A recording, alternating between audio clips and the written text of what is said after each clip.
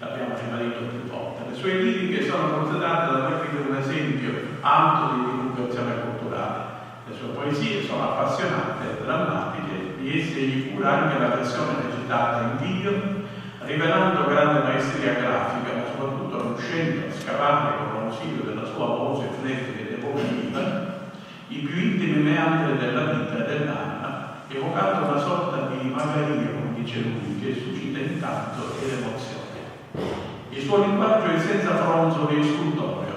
Parliamo in generale, non solo dell'opera uguale agli dei, sto parlando di tutta la sua produzione.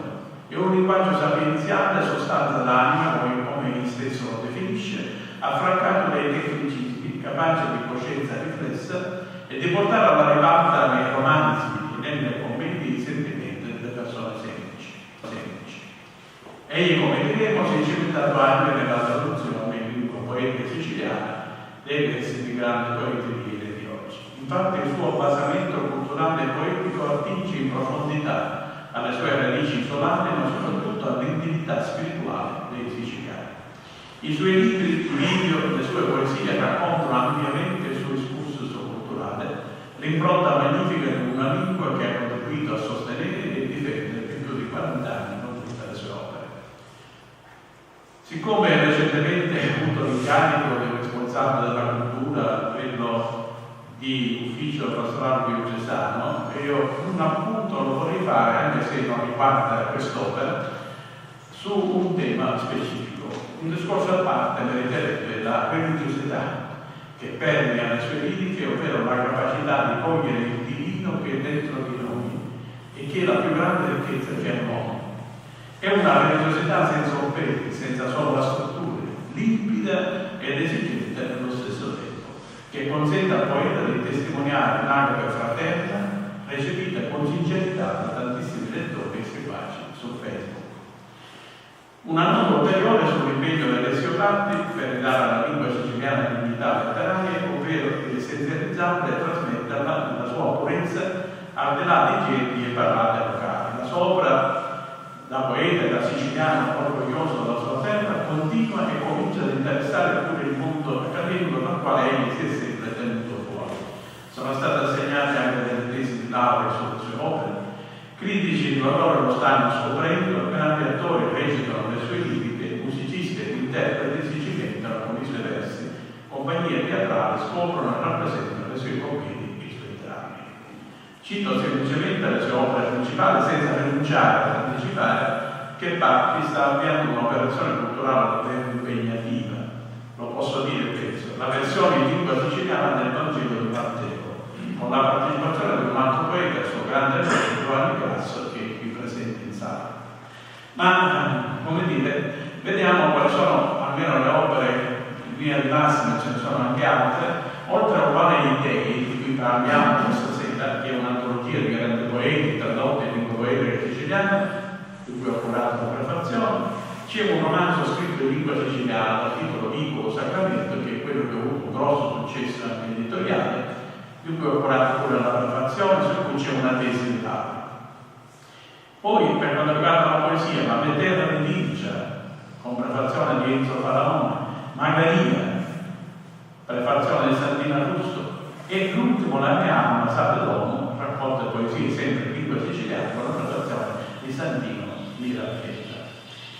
Per quanto riguarda il teatro, un matrimonio, commedie brillanti in tre atti, altre commedie, Prevalente Te, Sciaragovia, Investigation nell'onorata società, questa è una brillante commedia musicale in tre atti, Don Braccio, questa brillante commedia in tre atti, Sugno siciliano e Minevanto, dramma in tre atti, 30 anzi, Iorna d'Espedale, opera tragicomica in tre atti, che ho recensito anche sulla Sicilia. Ce n'è qualche altro, ma comunque basta dire questo qui per capire come il discorso sia abbastanza ampio, quindi stiamo stasera sottolineando questo aspetto della traduzione in lingua siciliana di grandi poeti, ma il suo curriculum è abbastanza ampio e spazia in tutti gli ambiti, diciamo così, della creatività artistica.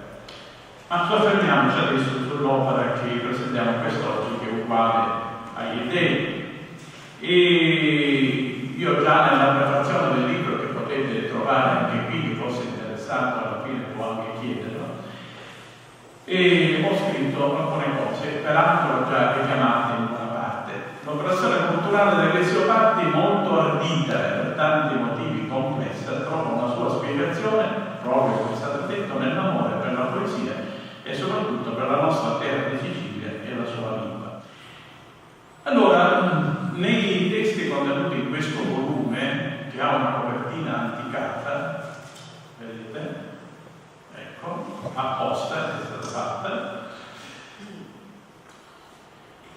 che è denominato Quale gli Dei, pubblicato nel 2013 dall'edizione Fotositi di Pozzuoli. C'è una fusione piena, infatti, fra sicilianità e sentimento poetico, che invita irresistibilmente l'autore a rileggere con i suoni, i simboli della nostra lingua siciliana le espressioni più autentiche della grande poesia di ogni epoca e di ogni parte del mondo. La poesia è una musica, ma la poesia non è musica. Quando è autentica affonda le sue radici nell'interiorità dell'anima ed acquista un valore universale attraverso il tempo e lo spazio per riproporsi delicatamente all'uomo inserendo in una dimensione trascendentale con una corrispondenza, si direbbe, di sentimenti ed emozioni. Certamente si pone in volta il problema della distanza storica tra prototesto e metatesto. Secondo lo studioso slovacco Anton Popovic, l'interazione culturale può dare luogo alla cosiddetta creolizzazione, in cui il metatesto è frutto della sintesi tra la struttura del prototesto e la struttura della cultura ricevente, perché una parola, un'espressione si colloca in un contesto nel quale ha una valenza sistemica, quindi ogni parola si giustifica all'interno di un contesto ben preciso. E la cultura ricevente che seleziona i testi più vicini alla propria specificità. E queste, una volta entrati nella nuova dimensione linguistica, hanno vita autonoma e determinano influenze in quanto tali. La selezione che adesso parte con grande maestria ci propone in questo volume, come direbbe il Turin, source oriented, ovvero orientata al prototesto, perché entra o tenta di entrare nell'animo del poeta con il quale instaura un rapporto di empatia e di intesa spirituale e riesce, impresa non facile, a rispettare l'intima ispirazione originale dell'autore, porgendolo al lettore con una lingua siciliana senza oppeni, limpida e fresca come le acque di un ruscello di montagna, e che legge non si stanca di bere quest'acqua che ristora l'anima e la innalza verso l'orizzonte esistenziale e metastorici, senza disperdere il tessuto individuale del poeta.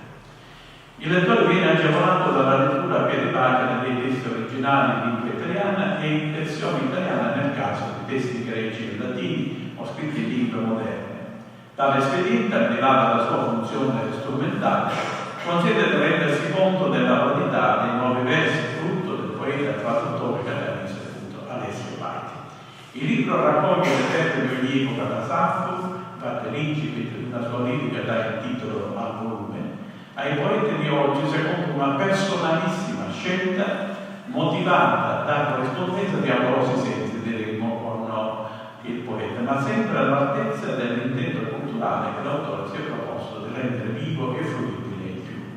Anche quest'opera, qualora ce ne fosse bisogno, conferma come Alessio Parti sia una delle personalità letterarie siciliane non accademiche più interessanti nel panorama contemporaneo, che ha espresso la sua versatilità nella prosa, come abbiamo visto, nel teatro, nella poesia, nella videografica, con apprezzamenti sinceri di migliaia di lettori e di seguaci su Facebook. Quest'ultima opera contribuisce a definire in modo ancora più concreto la fisionomia di un autore che merita tutta la nostra simpatia e il nostro plauso.